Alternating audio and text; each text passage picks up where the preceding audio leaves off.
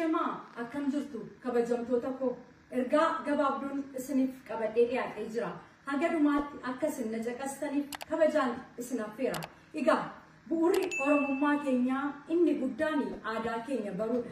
Aadaa keenya barree yeroo ittiin jiraannu xiinsammuu Oromoo qabaanna. Safuu keenya haala gaariin yeroo safeeffannu safuu Oromummaa keenyaa yeroo eeggannee ittiin jiraannu immoo baaxii Oromummaa keenyaa ijaarrannee jechuudha. Safuu keenya yeroo cabsinu baaxii keenya dhimmisa. Safuu keenya yeroo cabsinu Oromummaatu xiraa. Safuu keenya yeroo cabsinu eenyummaa keenya xureessina. Baaliyuu keenya gadi buusna. Ijaa kanaaf safuu keenyatti haa deebinu. Dubbiitu dubbii kaasa. Safuun Oromummaa haala maalirra jira inni jedhu hunda keenyaaf gaaffiidha. Kanarratti akkan haasa'u kan na dirqisiise yeroo dhiyoo kanatti keessumaa bara keenyatti safuun keenya xuraa'aa jira, safuun keenya cabaa jira, safuun keenya wallaalaa jira. Dhalootni akka safuusaa safeeffatee hin deemneef dhaloota gidduutti wanta gaarii hin taane facaasaa jira yookiin dhaloota haaraa burjaajessaa jira. Wanta hin jedheef hin qaba. Egaa dur namni yeroo wallalu maatii yeroo diigamu Oromoo sobee wal araarsa. Maatii diigame sobee walitti fida malee sobee gargar hin qabu. Namni dhaabatee yeroo yaadaan walii galuu didee warreebu Oromootu sabatu gargar nama qaba. Nama achi turetu gargar nama qaba. Har'oonu dhaabannee viidiyoo waraabna. Namni illee haalatti seeraan boo'ee firasaa awwaallachuu dadhabeerra jirra. Egaa bara jennee bara komannee eessayyuu hin geenyu. Bara jechuun anaaf siin.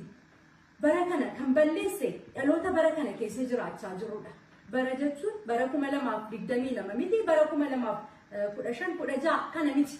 Barri anaaf siin akka Oromummaatti wanta galaanuuf hin taane wanta addunyaa kana irrattis nuuf hin fayyadne tokko faayidaa xixiqqoof jennee yookiin sababa adda addaaf kufaatii obboleessa keenya labsuuf maaliif jarjara obboleessi keenya abaluun hin salphatee abaluun hin kufee abaluun hin cabee abaluun akkas ta'e yeroo wantoota jedhan wanta namaa kufaatii namaa wanta hin taane yeroo labsamee sooshaal miidiyaa irratti gallakkifamu dur afaan keenyaan hin laallu ture. Amma garuu afaan Oromoodhaan hedduu baay'achaa jira.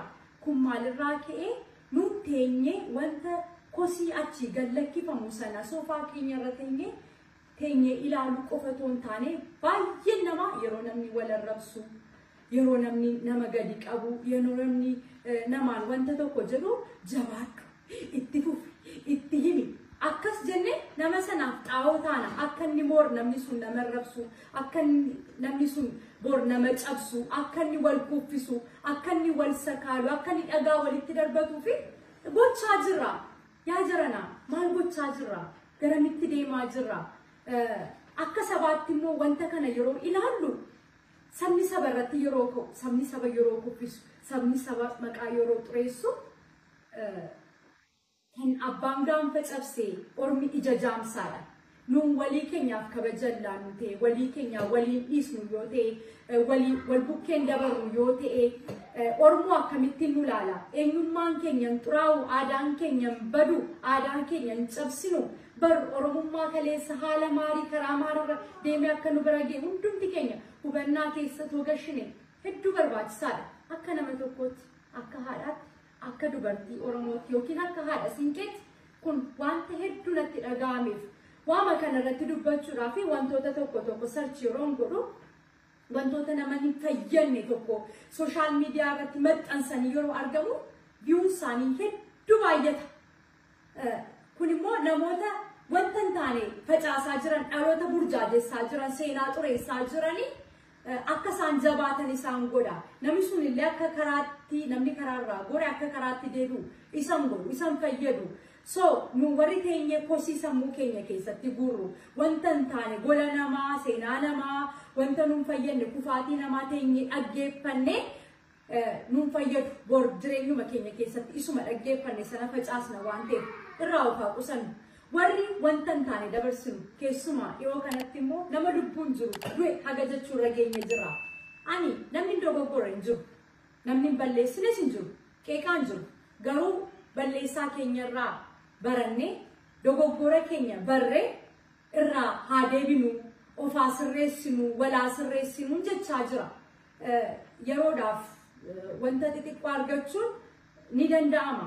Garuu wanti guddaan wanta Waaqayyo namaa qabe nyaanna, wanta Waaqayyo nuu laate nyaanna. Yoo umurii qabaanne yoo umuriin keenya dheeratedha wanta har'a godhanne kan bor har'a wanta gadhee facaasaa har'a summii dhaloota gidduutti facaasaa ummata burjaajessaa aadaa keenya cabsaa oromummaa keenya xureessaa baaxii keenya caccabsaa akka inni dhimmisu gochaa faayidaan nuun argannu eessaan iyyuu nun ga'u.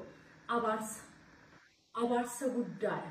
Yaa sabaa, yaa lammii, keessumaa warri iji namaa sanarra jiru, warri bebbeekamoo taatan wanta tokko yeroo barreessitanii maal akka barreessitanii jechi isin fayyadamtanii sirriimatti ilaalcha keessa gashuutu isinirra jiraata.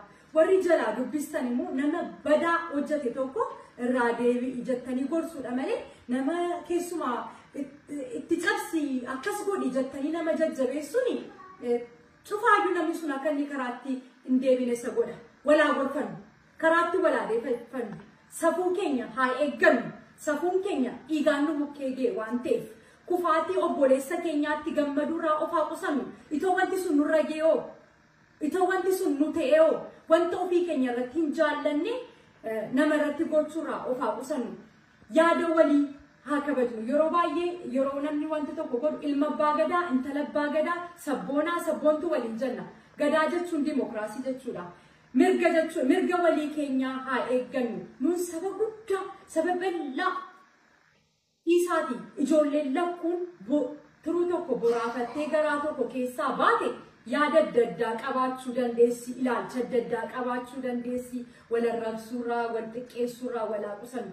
Siyaasis hin darbaa, wanti hundumtuu hin darbaa, kan hin dabarree, kan amma dhumaatti jiraatu oromummaadha. Kan dhalootaa dhalootatti darbuu qabu isa kaleessa dhiigaan darbee nu bukkee dhufe waan ta'eef xureessinee dabarsuurraa of haa qusannu. Faayidaa dhuunfaaf jennee wanta sobaa facaasnee vaaluu keenya gadi buusuu akka bor dhugaan ba'uu hin oolu waan ta'eef wanta nuun fayyadne gochuu ofii keenya walii mataa keenya nu diiguu danda'a waan ta'eef dursinee of haa qusannu.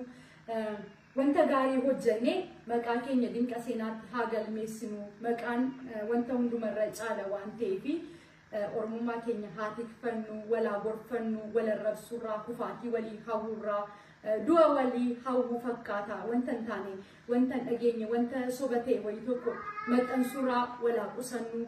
Wanta namni godhu funaannee hin jirree wanta gadhee barreessuurraa namni tokko wanta kudhan gaarii godheera yoo ta'e wanta tokko yoo balleesse biraa dabarruuf wal gorfachaa afaan gaariin walitti dubbachaa afaan gaarii irra caala jedha Oromoon yeroo mammaaku walitti dubbachaa oromummaa haa ceesisnu itti gaafatamummaa seenaa jalaa haa baanu adaraa jechuu barbaada. Kun ergaa koo araadagaa. Kaayyoon keenya immoo qajeelummaa sammuu namaa sooruudha. Waan dhaggeeffattaniif hedduu galatoomaa. Horaa deebanaa dagaagaa halkan gaarii qabaadhaa. Ijoollee koo isinin eebbifamaa. Amen. Dubbii keessan gamni hin qabin. Amen. Sanyii keessan lafti hin qabin. Amen. Baay'adhaa lafa uffisaa. Amen.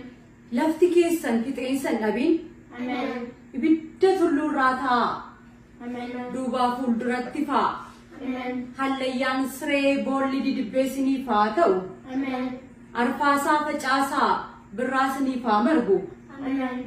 Coqorsa birraa ta'a misaa lafa uffisaa. Amen. Kan irraan dhufe Rabbi jalaan isin haa baasu.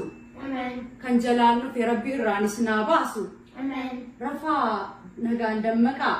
Amen. Bahaa milkiin galaa. Amen. Biqila ija godhatu ta'a.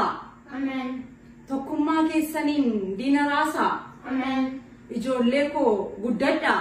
Amen. Hirbuu bishaate ta'a beela baasaa. Amen. Odaa ta'a dagaagaa. Amen. Hidda gadi fageeffadhaa. Amen. Beelaanii du'uu Rabbi sinaa oolchu. Amen. Dhugaa jiraadhaa. Amen. Dhugaa nyaachaa jiraadhaa. Amen. Bakakkaaroo bakeessaa Rabbi sin haa baraaru. Amen. Re'ee mooraan qabnirraa gaangee kooraan qabnirraa Rabbi sin haa baraaru. Amen.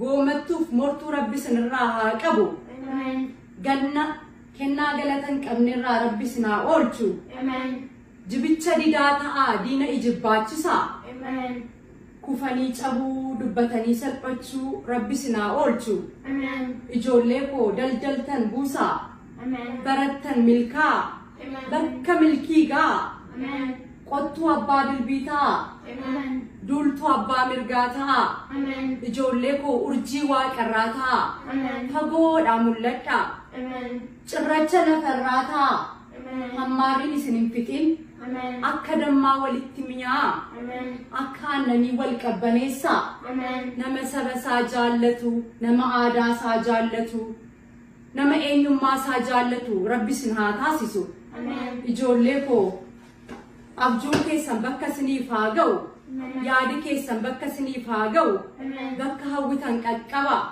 nama haadhaaf abbaasaa hangafa isaa kabaju ta'a nama haadhaaf abbaasaaf ajajamu ta'a ijoollee koo hubannaadhaan guddadhaa qalbiidhaan guddadhaa eenyummaa keessan dagaagsaa ijoollee koo an garaa dhaleen isin eebbisee kanan hanqisee waaqayyooti isiniif haa guutu bara keessan hundumaa waaqayyo hubannaadhaan isin haa jiraachisu ijoollee koo jabbiloota koo naa guddadhaa bakka guddaa naa ga'a kennaan koo eebbaa kanan qabu eebbaa kanan isinitti dabarsu eebbaa ijoollee koo bakka gaati garaa na qabbaneessaa saba keessan garaa qabbaneessaa diinni isin haa sodaatu lammiin isin haa hawwatu waaqayyo isin haa jaallatu naa jiraadhaa jabbiloota koo naa guddadhaa bakka naa ga'a guddadhaa.